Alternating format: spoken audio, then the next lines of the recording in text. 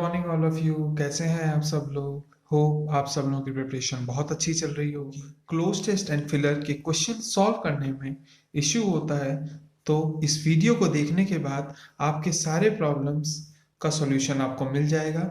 और फिर आज के बाद आप रेगुलर प्रैक्टिस करते रहिए फिलर्स एंड क्लोज टेस्ट के क्वेश्चंस की।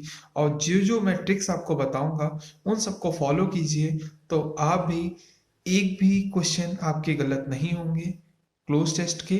और साथ ही साथ आप 100% एक्यूरेसी के साथ इसको आप सॉल्व कर पाएंगे, चाहे वो एसबीआई का एग्जाम हो, आईबीपीएस का एग्जाम हो, एनआईएसीएल का एग्जाम हो, या फिर एलआईसी का एग्जाम हो। कोई भी बैंकिंग का एग्जाम होगा या इंश्योरेंस सेक्टर का एग्जाम होगा, आपको कोई भी प्रॉब्लम नहीं आएगी किसी भी टाइप के क्लोज टेस्ट या फिलर के क्वेश्चन को सॉल्व करने में।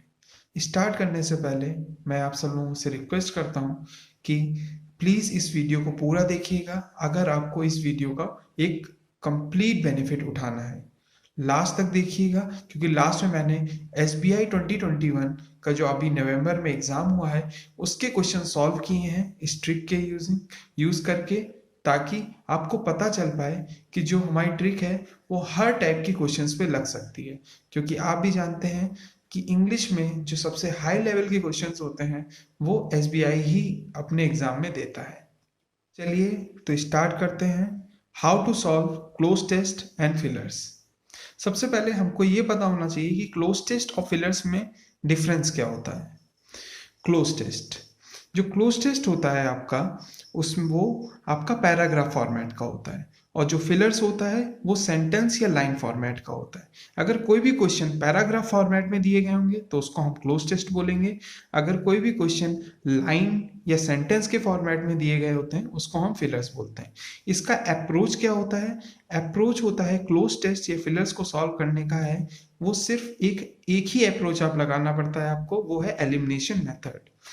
अब सबसे पहले हम लोग ये समझ लेते हैं कि क्लोज टेस्ट और जो फिलर्स होते हैं वो किस किस टाइप के आते हैं। सबसे पहले जो फिलर्स आते हैं वो आपके आते हैं वोकैब बेस्ड, और दूसरे आते हैं आपके ग्रामर बेस्ड। है स्टेप्स। स्टेप्स किसके लिए? आपके एलिमिनेशन मेथड के। एलिमिनेशन मेथड के स्टेप्स सबसे पहला जो है आपका, वो पार्ट ऑफ स्पीच के अकॉर्डिंग होता है। जैसे कि आपको रूल्स पता होने चाहिए इसके लिए, कि जो नाउन होता है, नाउन आर्टिकल के बाद आता है, उसके बाद नाउन से पहले एडजेक्टिव आता है, नाउन से पहले आपका एडवर्ब आ सकता है, एडजेक्टिव से भी पहले एडवर्ब आ सकता है, या वर्ब से भी पहले एडवर्ब आ सकता है। और जो प्रेपोजिशन होता है वो हमेशा नाउन के बाद आता है, आई मीन सब्जेक्ट के बाद आता है। तो इस टाइप के जो अगर आपको फिल इन द ब्लैंक्स दे रखे होंगे तो उसके लिए आपको कुछ वर्ड्स लर्न करने पड़ेंगे, जिससे आपको पता होना चाहिए कि जो पर्टिकुलर वर्ड जो आपको ऑप्शन में दे रखा है वो नाउन है, प्रोनाउन है, या फिर एडजेक्टिव है, या फिर वर्ब है। सबसे पहला, अगर आखिरी में टी वाई लिखा होगा तो फिर वो वर्ड नाउन है, टी आई ई एस लिखा होगा तो वर्ड नाउन है, एम ई एन टी लिखा होगा तो वर्ड नाउन है, टी आई वन लिखा होगा तो फिर वर्ड नाउन है, ई एन सी लिखा होगा तो फिर वर्ड नाउन है, V one plus I N G की फर्स्ट फॉर्म दे रखी होगी तो एडजेक्टिव है, वर्ड के लास्ट में ए बी एल ई लिखा होगा तो वो एडजेक्टिव है, ओ यू एस एडजेक्टिव है, आई वी ई लिखा होगा एडजेक्टिव है, ए टी ई लिखा होगा तो फिर वो वर्ब है, और बी वाई लिखा होगा तो फिर वो एडवर्ब है।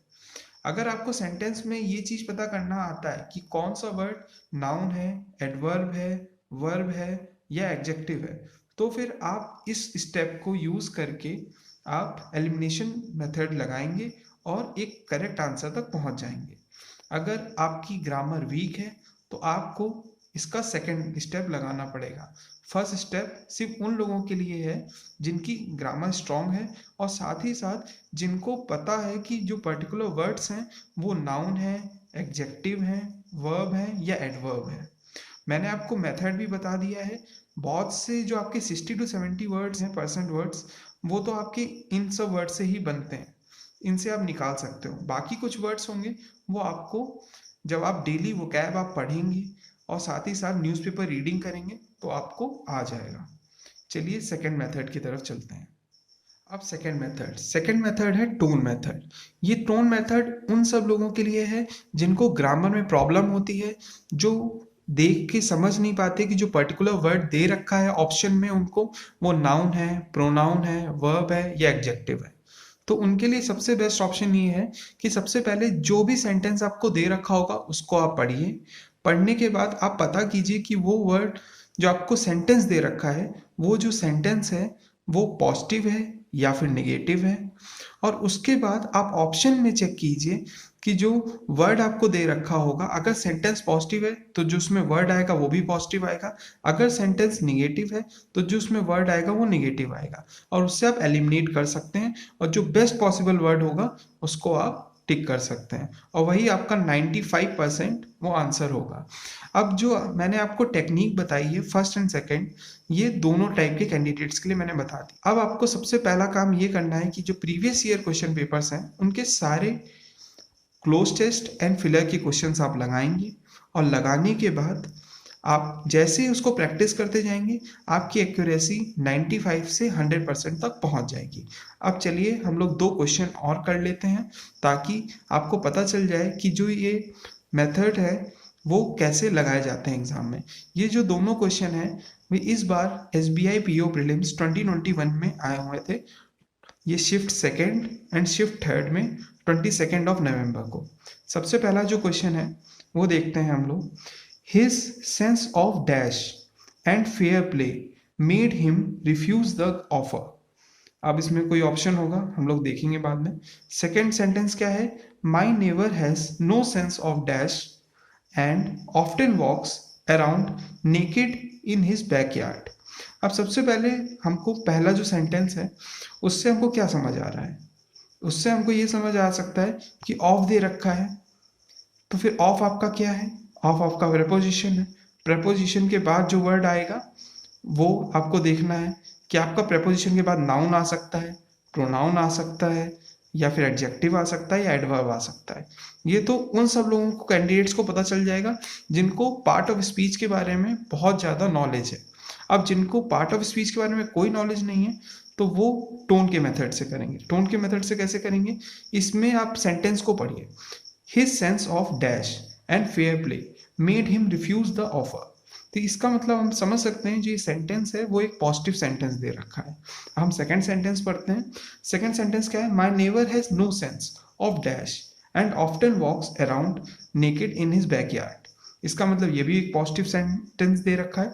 तो इसमें जो दोनों में जो वर्ड आएगा वो एक पॉजिटिव वर्ड आना चाहिए, जिसका एक पॉजिटिव सेंटेंस में जो फिट हो सके। सबसे पहला ऑप्शन हम लोग देखते हैं, डिसकर्टसी। ये एक निगेटिव वर्ड है तो ये नहीं हो सकता। दूसरा ऑप्शन देखते हैं, डिसरिस्पेक्ट। ये भी नहीं हो सकता। थर्ड ऑप्शन देखते हैं, रूड। ये भी एक निगेटिव वर्ड है, ये भी नहीं हो सकता। फोर्थ वर्ड क्या है आपका? ऑप्शन क्या है? डिसेंसी। डिसेंसी हो सकता है क्योंकि ये एक पॉजिटिव वर्ड है।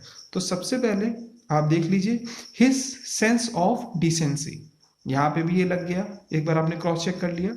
उसके बाद सेकंड वाले सेंटेंस में चलते हैं। सेकंड वाले सेंटेंस में my neighbour has no sense of decency, इसमें भी ये वर्ड लग रहा है। तो इसका मतलब इसका जो आंसर होगा वो होगा ऑप्शन नंबर डी। अब इसके बाद चलते हैं हम लोग सेकंड क्वेश्चन पे। सेकंड क्वेश्चन को भी हम टोन के मेथड से करेंगे, क्योंकि आप में से बहुत से लोग ऐसे होंगे जिनको पार्ट ऑफ स्पीच में प्रॉब्लम हो रही होगी, तो वो जैसे मैं यूज करता हूँ मैं भी टोन के मेथड से ही करता हूँ। चलिए तो सेकंड क्वेश्चन को देखते हैं। तो सेकंड क्वेश्चन क्या है? This certification provides project manager with a professional dash from the project management institute. आप इसको पढ़ के समझ सकते हैं कि जो ये सेंटेंस दे रखा है वो एक पॉजिटिव सेंटेंस है। तो जो इसमें फिल इन द ब्लैंक में जो वर्ड आएगा वो भी एक पॉजिटिव वर्ड होना चाहिए। सबसे पहला ऑप्शन देखते हैं, क्रेडेंशियल्स। क्रेडेंशियल क्या होता है आपका? एक पॉजिटिव वर्ड है। चलिए ये ऑप्शन हो सकता है।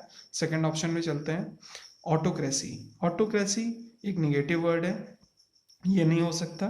आपका सीवियरिटी, ये भी एक निगेटिव वर्ड है। डिक्टेटर, ये भी आपका निगेटिव वर्ड है। तो इसमें ऑप्शन क्या हो सकता है? क्रीडेंशियल। तो फिर आप इसमें चेक कर लीजिए, इसका आंसर क्रेडेंशियल होगा।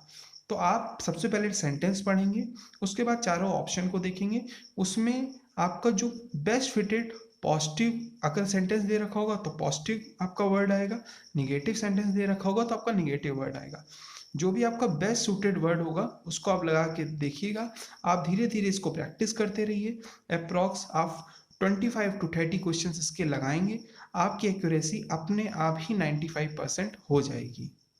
होप आपको मेरा ये सेशन बहुत अच्छा लगा होगा।